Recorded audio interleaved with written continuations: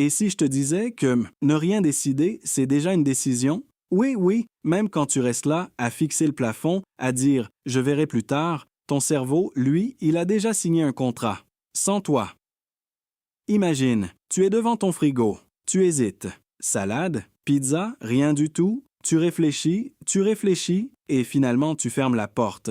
Résultat, tu n'as pas mangé. Bravo, tu viens de choisir de ne pas manger. Tu n'as pas décidé? Faux. Tu as décidé de ne rien faire. Et c'est là que ça devient intéressant, parce qu'on croit souvent que ne pas choisir, c'est rester neutre, comme la Suisse, tranquille, sans conséquences. Mais en réalité, c'est tout l'inverse. Ne pas choisir, c'est laisser les choses choisir à ta place. Prenons un exemple très simple. Tu veux te mettre au sport. Tu te dis, bon, j'y vais demain. Le lendemain arrive. Tu dis, aujourd'hui je suis fatigué. Demain. Et le lendemain du lendemain, pareil. Résultat, tu n'as jamais commencé. Tu n'as pas décidé de ne pas faire de sport? Bien sûr que si. Chaque demain était un non déguisé. C'est un peu comme ignorer un message. Tu vois la notification, tu ouvres, tu lis et tu te dis « Je répondrai plus tard ». Spoiler, tu ne réponds jamais. Et pour l'autre personne, ton silence, ce n'est pas du vide. C'est une réponse. Une réponse très claire. Ce n'est pas ma priorité. Même chose avec les décisions importantes. Choisir un travail, quitter une situation, dire ce que tu ressens à quelqu'un. On attend, on hésite, on repousse, mais pendant que tu ne choisis pas, le temps, lui, avance. Les opportunités passent, les gens changent, les situations évoluent. Et toi, tu restes coincé dans un faux entre-deux qui n'existe pas vraiment. Parce qu'au final, ne rien faire, c'est choisir de rester exactement là où tu es. C'est un peu comme être sur un tapis roulant à l'envers. Si tu ne bouges pas, tu recules. Alors pourquoi on fait ça? Pourquoi on évite de choisir? Parce que choisir, ça fait peur. Choisir, ça veut dire renoncer. Si tu choisis la pizza, tu abandonnes la salade. Si tu choisis un chemin, tu laisses tomber tous les autres. Et ça, ton cerveau, il déteste. Il préfère garder toutes les portes ouvertes.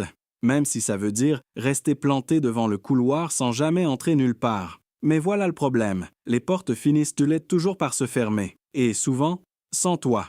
Alors, ton « je verrai plus tard » devient un « c'est trop tard ». Et ça pique un peu. Mais il y a aussi une bonne nouvelle. Si ne pas choisir est un choix, alors tu as déjà plus de pouvoir que tu ne le penses, parce que ça veut dire que chaque petite action compte, même les plus simples. Envoyer un message, faire un pas, dire oui, dire non, même dire « je ne sais pas encore, mais je vais essayer », c'est déjà un choix actif. Et c'est 1000 fois plus puissant que rester bloqué.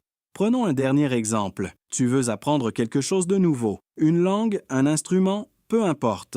Tu te dis « j'attends le bon moment », le fameux « bon moment ». Ce moment magique où tu auras du temps, de l'énergie, de la motivation et probablement un smoothie à la main.